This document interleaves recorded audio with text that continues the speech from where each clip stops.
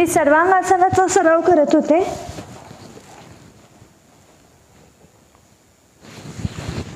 Classes घेताना मला एक प्रकर्षाने जाणवतं की सर्वांगासन जेव्हा मी शिकवते त्यावेळेस जे बिगिनर्स आहेत, ज्यांचं वजन जास्त आहे, कमरेच्या चरबीचा भाग जास्त आहे, त्यानंतर हिप्सवरती खूप चरबी आहे, त्यांना कंबर उचलताच येत नाही.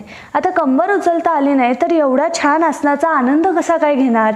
म्हणूनच आज मी सोप्या सोप्या पद्धतीने तुम्हाला कंबर कशी उचलायची आणि कशा पद्धतीने तुम्ही या आसनाचा आनंद घेऊ शकता हे सांगणार आहे. 3 स्टेप्स मी दाखवणार आहे. तर सगळ्यात पहिले जे बिगिनर्स आहेत आणि ज्यांना सर्वांगासन करता येत नाही किंवा कुठलीच योगासनं त्यांनी आतापर्यंत केलेली नाही आहेत, त्यांच्यासाठी मी अतिशय सोपा प्रकार सांगते, तो म्हणजे उशांचा आधार घेऊन.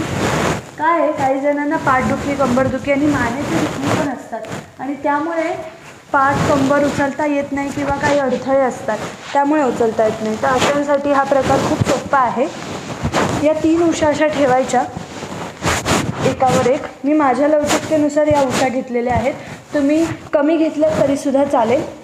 त्यानंतर आपली जी कंबर आहे ती अर्धी उशांवर ठेवायची आणि अर्धी पाठ ठेवायची आहे. त्यानंतर हळूहळू आपल्याला डोकं खाली घेऊन जायचं आहे, मान आणि डोकं खाली ठेवायचं आहे. हात सैल सोडून द्या. आता काय होईल, तुम्ही पाय फोल्ड केले की आपोआप पाय वर येतील. हे बघा, आले की नाही, कंबर वर राहिली आणि पाय वर आले. आता हळूहळू पायचे सरळ करायचे. इथे आपण अजिबात हातांचा वापर करत नाही आहे किंवा वजन झेलायचं नाही आहे आपल्याला. आरामात आपण या स्थितीमध्ये 1 ते 2 मिनटं थांबू शकतो.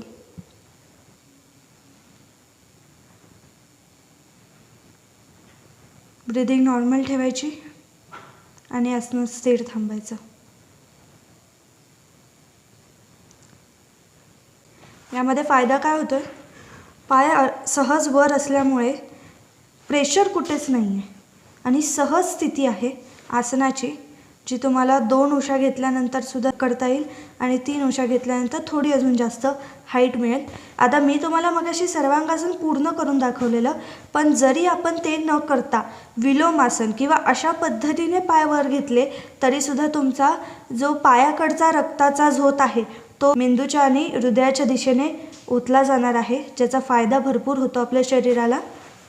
अशा पद्धतीने हा सराव करायचा आहे बिगिनर्सने.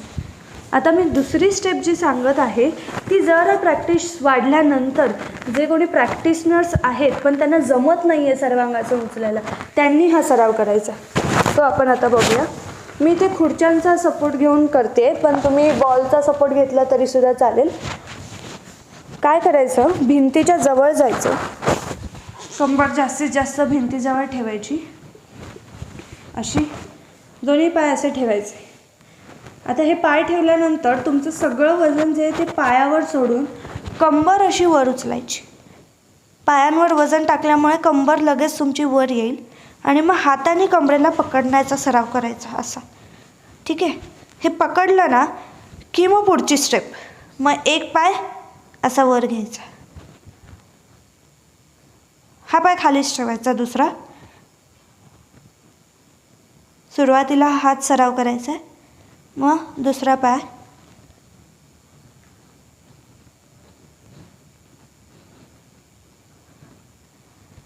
यानंतर हळूहळू आपल्याला जसं वजन झेलायला जमेल हातांवरती, आपल्याला स्वतःचं वजन झेलता आलं पाहिजे, त्यामुळे कंबर जी आहे ती हलकीशी हातांवर सोडून द्यायची आणि एक एक पाय असा, हा पाय इथेच ठेवायचा आणि दुसरा पाय असा सोडायचा. हे बघा, हे झालं विलोमासन.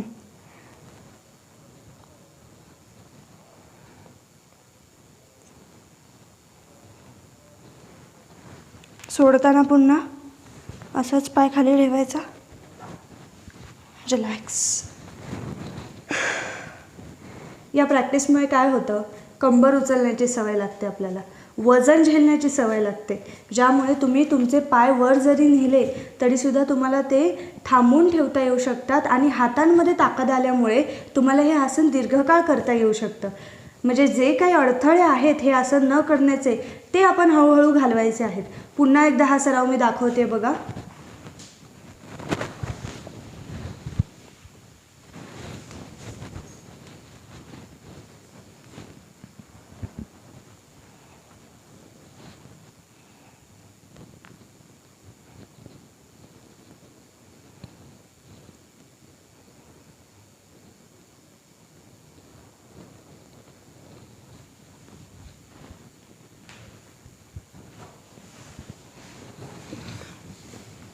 रिलॅक्स. आता मी तिसरा जो प्रकार दाखवते तो बऱ्याचदा आम्ही दाखवलेला आहे, पण तरीसुद्धा फार महत्त्वाचा प्रकार आहे. तो एकदा आपण पाहून घेऊया. ज्यांना सर्वांगासन करायला जमतं पण म्हणजे ताकद आहे हातांमध्ये, उचलता येऊ शकतं पण टेक्निक लक्षात नाही येते, त्यांच्यासाठी हा प्रकार आहे. काय करायचं, दोन्ही पाय असे फोल्ड ठेवायचे आणि एक जर्क घेऊन मागे जरा फोर्सफुली जायचं, पण पाय मागे गेले नाही पाहिजेत, वरती उचलून धरायचे असे. बघा, एका फोर्समध्ये मी आसन उचलले. परत दाखवते.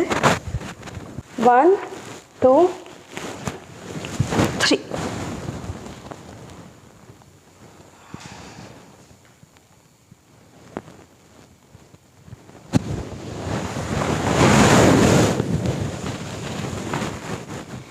चूक कुठे होते माहिती आहे सर्वांगासनामध्ये, आपण कंबर उचलताना हात असे बाजूला ठेवतो आणि हा प्रयत्न करत राहतो, जो अतिशय चुकीचा प्रयत्न आहे.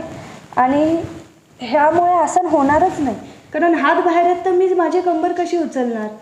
त्यामुळे तुमचे जे हात आहेत ते एल शेपमध्ये असले पाहिजेत, सगळ्यात महत्त्वाचं. म्हणून कंबर जेव्हा उचलतो तेव्हा हा जो प्रॅक्टिसचा भाग आहे ना, कंबरेला पकडणं आणि हात आतल्या दिशेने खेटून असणं फार महत्त्वाचं आहे. खूप जणांचं वजन जास्त असल्यामुळे काय होतं, हात अशी आपोआप बाहेर जातो आणि ते मान अशी उचलतं. हे बघा, कंबर खाली आली, मान उचलली तर कंबर खालीच येणार. मान तुम्हाला खालीच ठेवायचे, डोकं तुम्हाला जमिनीला लावूनच ठेवायचं आहे. आणि दुसरी गोष्ट म्हणजे हात एल शेपमध्येच असले पाहिजे, बाहेर नसले पाहिजेत. ठीक आहे, या 2 गोष्टी फार महत्त्वाच्या आहेत. मग तुम्हाला आरामात हे आसन जमायला लागेल. मग हळूहळू प्रगती होत गेली किंवा असं सर्वांगासन एकदम सरळ करता येतं आपल्याला.